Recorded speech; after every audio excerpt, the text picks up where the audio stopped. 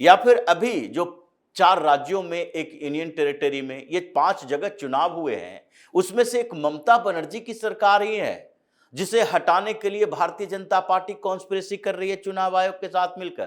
क्या तमिलनाडु में डीएम को समस्या नहीं हो सकती थी? क्या वामपंथी पार्टियों की सरकार केरल में है, उसे समस्या पिनराई विजयन को नहीं हो सकती थी? या फिर पुडुचेरी में समस्या नहीं हो सकती थी? या फिर असम में समस्या नहीं हो सकती थी? कांग्रेस भी एग्जिट पोल के बाद भी असम में हार रही है, लेकिन फिर भी कांग्रेस के नेता ममता बनर्जी की तरह हंगामा खड़ा नहीं कर रहे।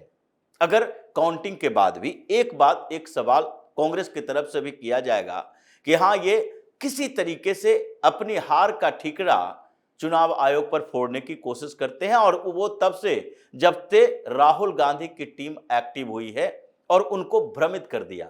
नहीं तो कांग्रेस के ये जितने पुराने नेता हैं वो इस बात को समझते हैं कि चुनाव में जीत और हार जनता के ऊपर निर्भर करता है, और हारने को भी स्वीकार करना चाहिए, जीत को भी सेलिब्रेट करना चाहिए, लेकिन ये लोग करते नहीं। अब अखिलेश यादव की समस्या है। अखिलेश यादव को लग रहा है कि पश्चिम बंगाल में अगर ममता बनर्जी की सरकार जाती है, जो कि अभी संकेत दिख रहे हैं, तो ऐसी स्थिति में फिर पश्चिम बंगाल के चुनाव का असर उसी तरह उत्तर प्रदेश में दिखाई पड़ेगा जिस तरीके से बिहार के परिणाम का असर पश्चिम बंगाल में दिखाई पड़ा।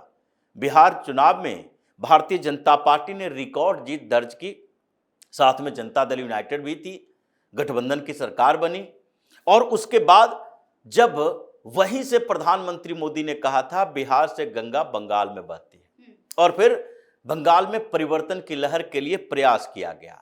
अब फिर बंगाल में भी अगर भारतीय जनता पार्टी इसी तरह जीत दर्ज करती है तो लगभग एक ट्रेंड सेट हो जाएगा। ये लगभग तय हो जाएगा कि हरियाणा, दिल्ली, महाराष्ट्र, इन सब राज्यों में जिस तरीके से हिंदू भी थोड़े एकजुट होना शुरू किए, और भारतीय जनता पार्टी ने उस नैरेटिव को आगे बढ़ाया कि जिस तरह मुसलमान पॉलिटिकली एकजुट होकर वोट देते हैं। ऐसा नहीं है कि मुसलमानों में जातियां नहीं है, वो जाति विहीन सोसाइटी है, जैसा ये लोग भाईचारा की बात करते हैं, और जो सैद्धांतिक तौर पर ये मानते नहीं कि नहीं मुसलमानों में जातियां नहीं हो सकती, व्यवहारिक तौर पर तो है, और मुसलमानों में 200 से ज्यादा जातियां हैं।